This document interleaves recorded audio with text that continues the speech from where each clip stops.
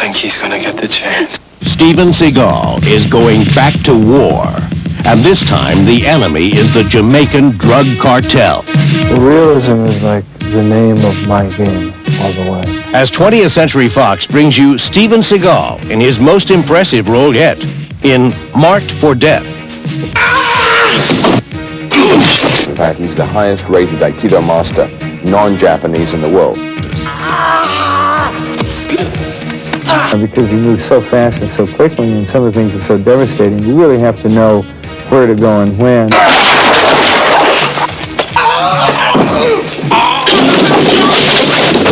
Some of the stunt people, you know, they're used to like punching to the side or stopping here or there.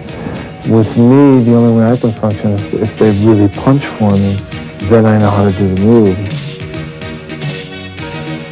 Each situation and each sequence, each move that he does, some of them are just so quick and so subtle, you know, because it's basically a defensive art by nature, Aikido, that although he does aggressive things where he can injure you rather quickly, it's all that, you know, it's just that much and three guys have flown out of the way.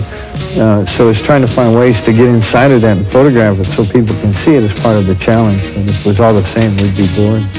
And we do one sword fight in here, and we brought in our sword master associate of Steven in to watch those two work, and with the ease that they do it.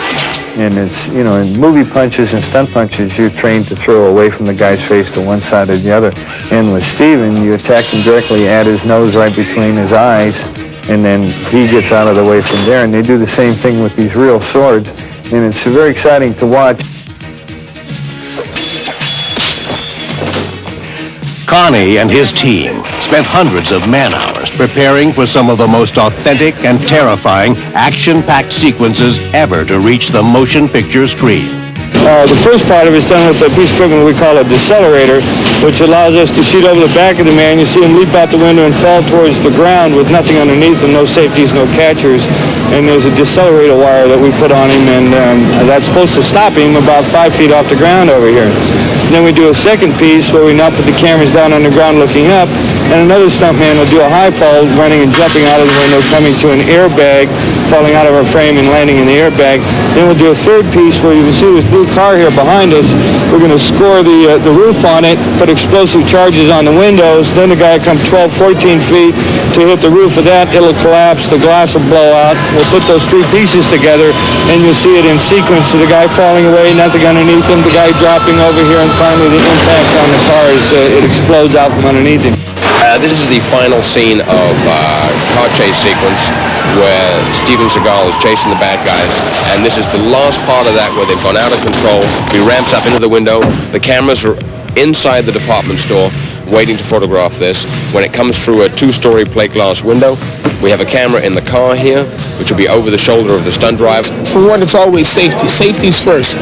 And getting the speed down, getting the timing down, making sure you know where the ramp is, and make sure that you're going to travel the distance you want to travel to go through the window. Also, you want to make the gag look good. You want to make it look exciting. You want to make the audience, you want that.